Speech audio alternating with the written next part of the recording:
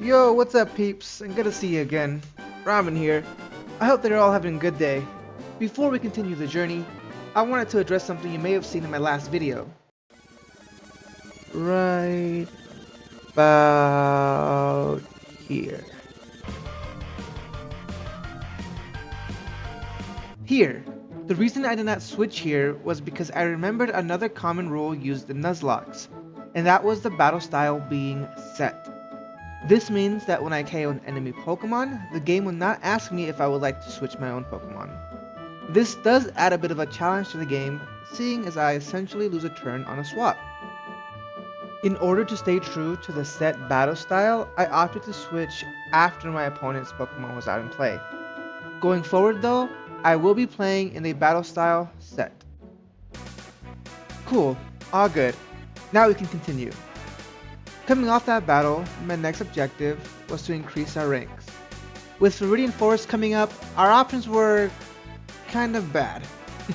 The only Pokemon that's worth catching would be Pikachu, and while the chance of actually seeing a Pikachu is extremely low, I thought it would still be fun to try to catch one. So, in order to try to maximize my encounter rate while in Viridian Forest, I decided to catch one of the little critters out in Route 2. The idea is simple. By taking the dupe and species clause into account, I should be able to get a couple of wild encounters off while in Viridian Forest, although we may be stuck on Route 2 for a bit. Oh neat, we do on our first try. Not wanting to risk a barrage of poison stings, I threw my Pokeball only after one attack with Timmy. With Weedle caught, I was able to enter the forest a lot sooner than anticipated. Hopefully we can keep up this lucky streak in the forest and run into a Nope. Okay, no Biggie. I knew the odds were slim anyway. We'll just make our way through the forest. I wanted to share the XP gained with all of my party, but with the possibility of being poisoned over my head, I decided just to open my way through with Mohican's Gust attack. Open your boxes. Open your boxes. 1, 2, 3.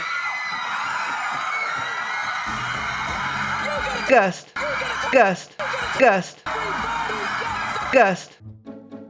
After arriving in Pewter City, I began to train my entire party to level 14.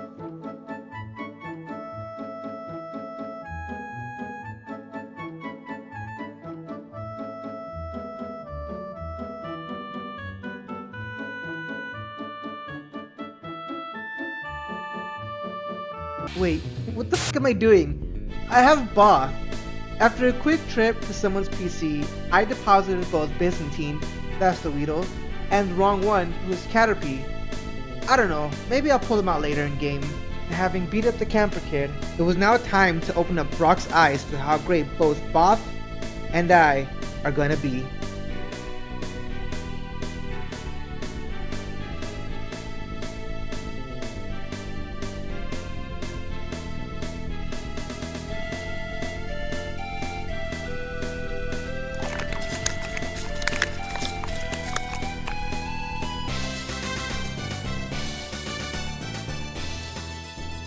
With Brock bruised, battered, and barely breathing, I earned the Boulder Badge.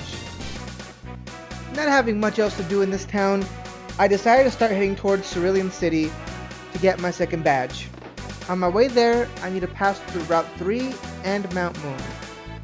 Route 3 was filled with a ton of free lunch money, which I kinda needed since I had spent most of my money on repels. After making it to the Poke Center right outside of Mount Moon, I used my hard-earned cash to buy a Magikarp. He'll be my plan B in the horrible event that Both meets an untimely fate. Until then, I can wait in the PC with the others. I wanted the team to be a bit stronger before heading into Mount Moon, so I stayed out on Route 3 for a bit of training. On top of Both evolving into a War Turtle, I was able to capture an Nidoran girl, whom I named Nini. Mount Moon is literal hell. The repels I had bought earlier should make this part of my run a bit smoother. But first, let's see which lucky Zubat gets to be added to our part. Oh, look at that! A Geodude! Befriending Big Bertha was an easy enough choice. But with her not being able to fully evolve, I didn't really have high hopes for her. Panini though, for her, I needed to search throughout Mount Moon so that I can get a Moonstone and evolve her into Nidoqueen. While looking around for the stone, I decided to have her take on some of the trainers for some experience.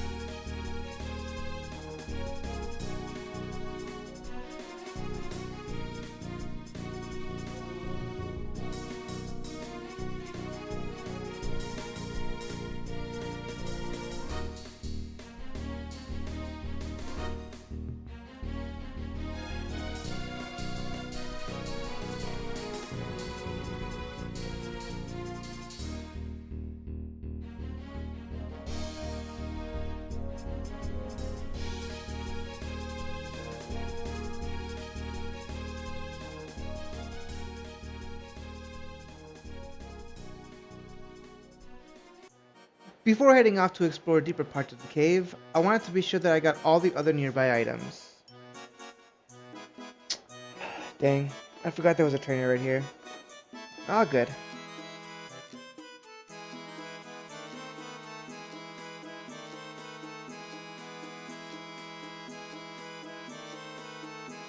With Magnemite being a steel type, I chose to use Tail Whip so that I could get a bit more damage with Scratch.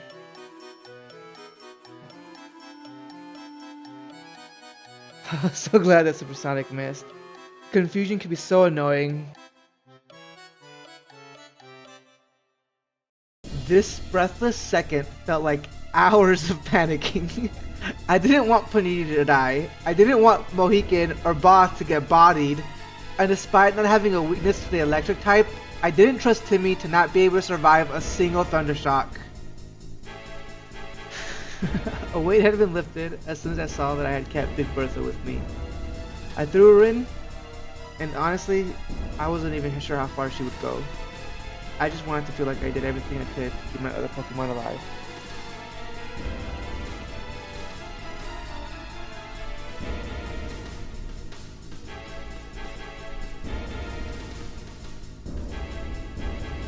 Big Bertha carried on, turn after turn, tackling away and chipping away the enemy's HP, even being able to snap out of a confusion after only one turn.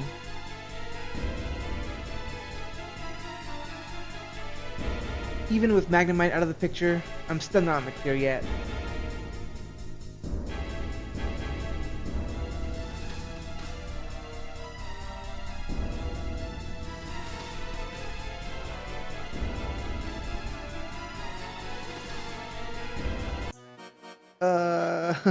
Thankfully the enemy AI is trash because I was able to take out Voltorb without any issues.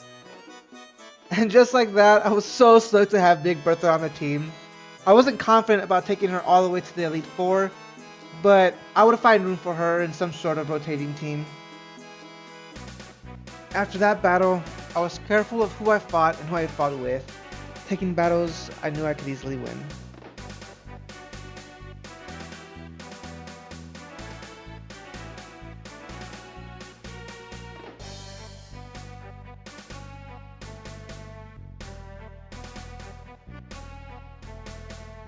With the Moonstone in hand, I took off to the exit.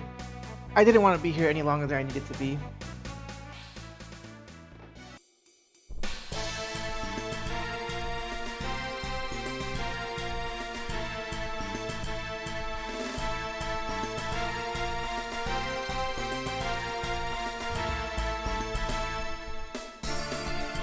I was in a rush, so I decided to just strong arm my way through this nerd.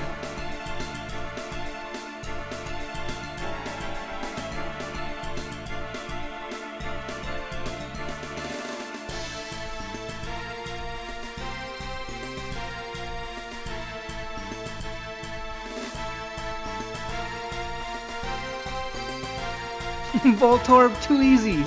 I sent out Big Bertha and we steamrolled this wannabe Pokeball.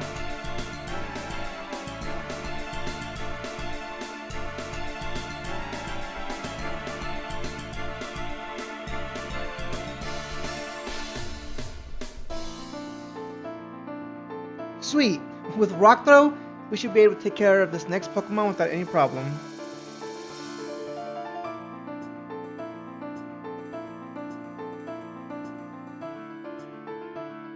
This is the moment Big Bertha died.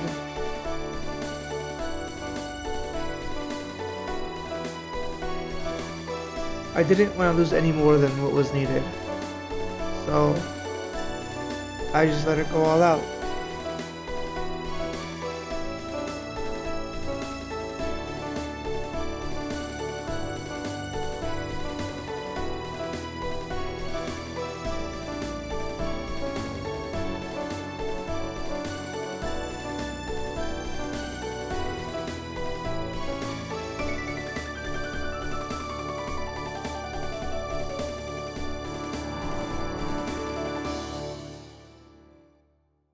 I didn't have a chance to celebrate Mohican's evolution into Pidgeotto, nor did I care which fossil I grabbed.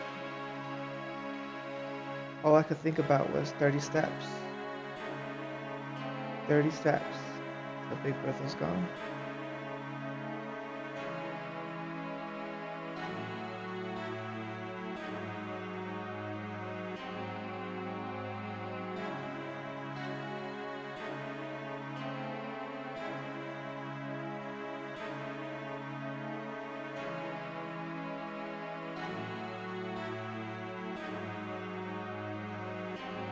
Damn.